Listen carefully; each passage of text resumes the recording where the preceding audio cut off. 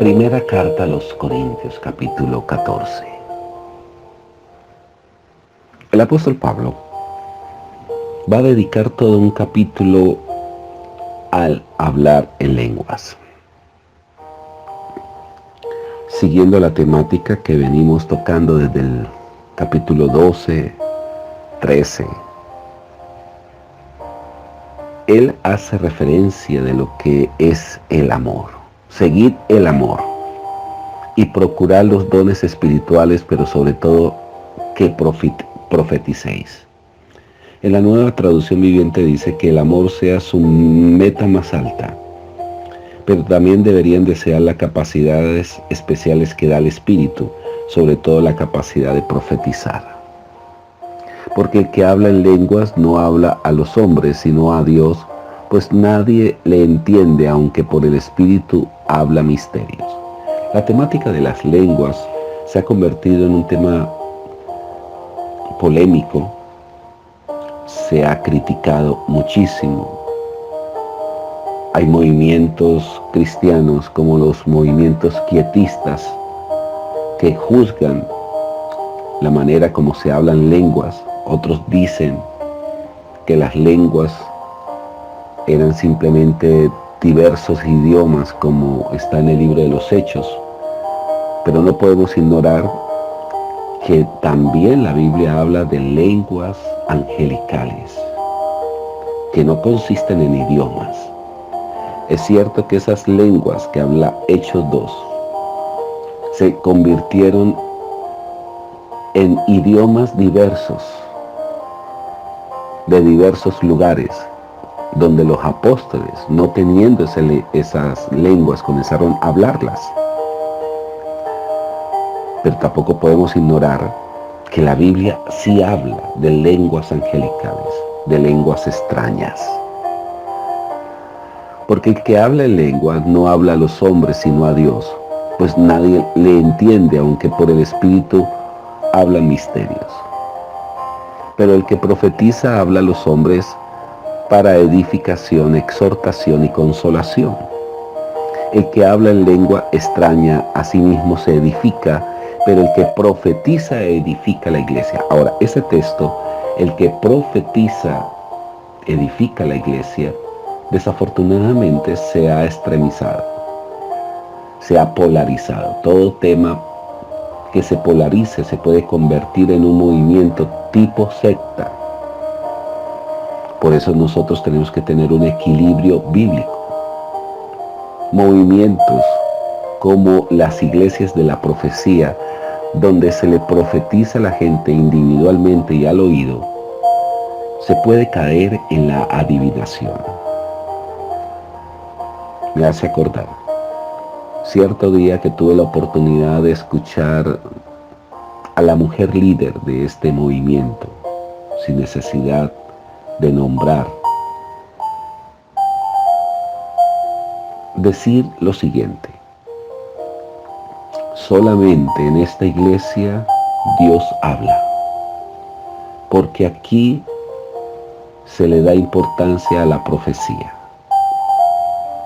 porque aquí toda persona recibe el consejo de Dios a través de la profecía. Y muchos dejan de confiar en la palabra de Dios, sabiendo que alguien les puede hablar de parte de Dios.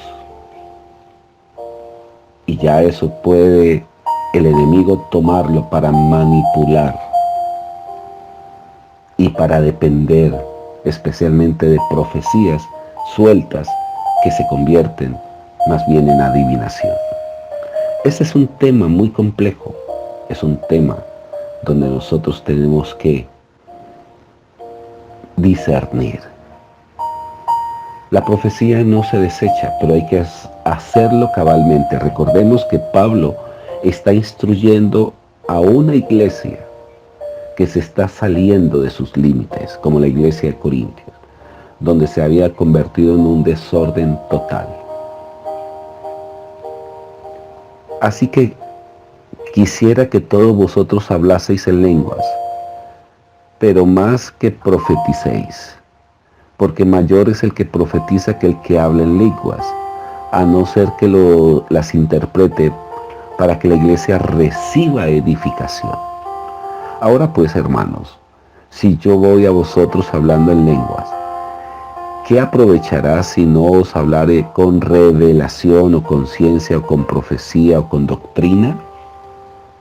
Ciertamente las cosas inanimadas que producen sonido como la flauta o la cítara, si no diere distinción de voces, ¿cómo se sabrá lo que se toca con la flauta con la cítara?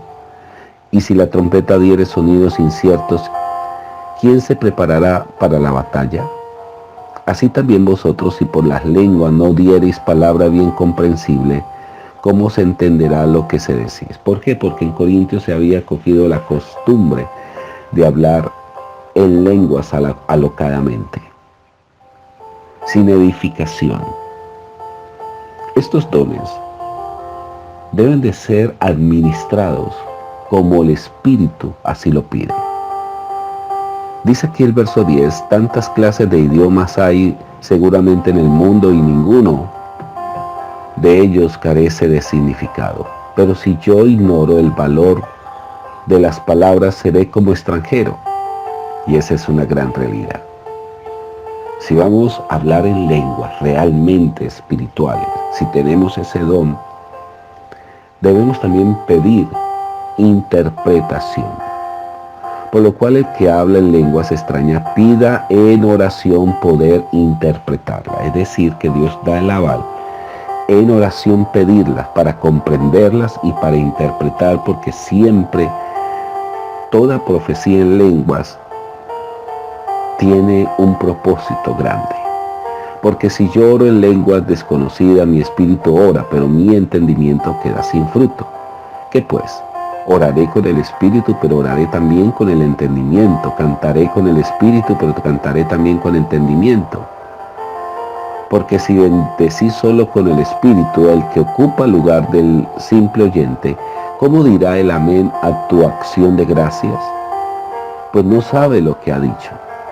Porque tú a la verdad bien das gracias, pero el otro no es edificado. Doy gracias a Dios que hablo en lenguas más que todos vosotros, dice el apóstol Pablo.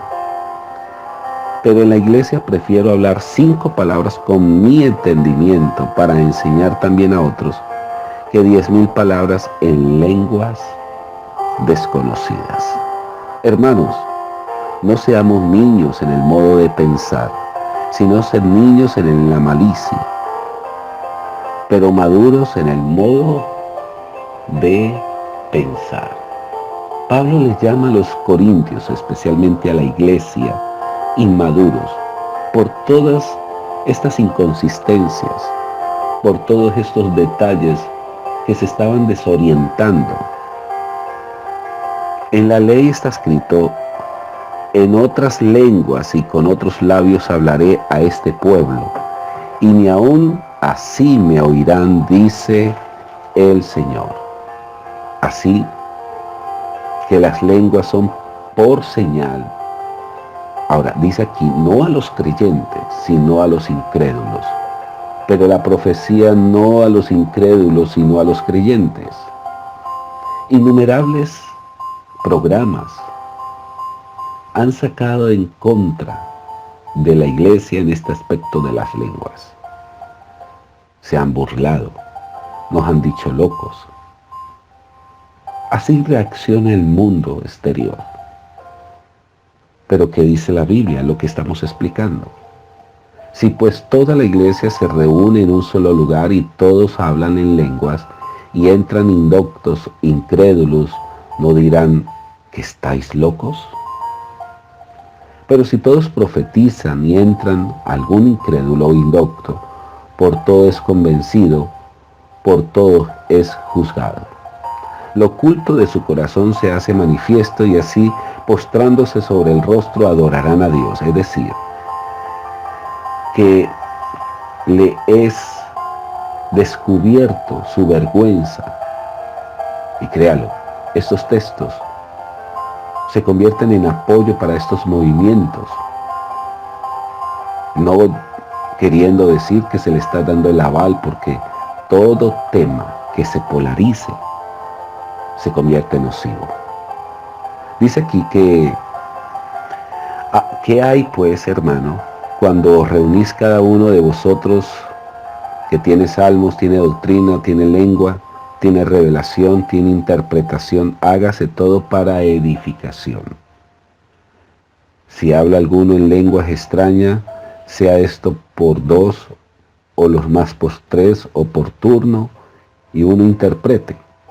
Y si no hay intérprete, calle en la iglesia y hable para sí mismo y para Dios. Asimismo, los profetas hablen dos o tres y los demás juzguen. Y si alguno le fuere revelado a otro que estuviere sentado, calle el primero.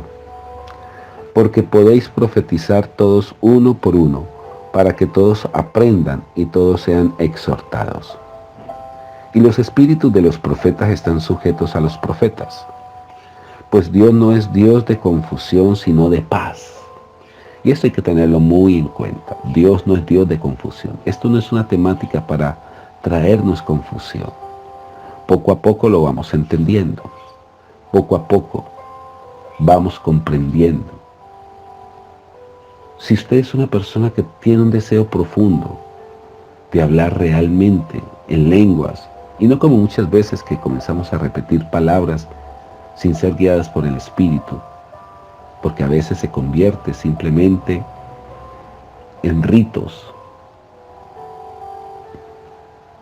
que han hecho mal a la iglesia. Dice aquí, como en todas las iglesias de los santos, vuestras mujeres callen en la congregación, porque no les es permitido hablar, sino que estén sujetas como también la ley lo dice. Ahora, estos textos, como dice también en 1 Timoteo 2, 11 al 15, se han convertido textos para callar la mujer de la predicación, de la enseñanza, para desvirtuar el ministerio femenino en las iglesias. Y le dicen a uno, pero aquí está en la Biblia. Pero también la Biblia tenemos que verlo en la manera o en la óptica cultural. Recordemos que la Biblia fue escrita en una cultura judía de ese tiempo, que la ley era muy predominante. Y si quieren aprender algo, pregunten en casa a sus maridos, porque es indecoroso que una mujer hable en la congregación. ¿Acaso ha salido de vosotros la palabra de Dios, o solo a vosotros ha llegado? Si alguno se cree profeta o espiritual, reconozca que lo que os escribo son mandamientos del Señor.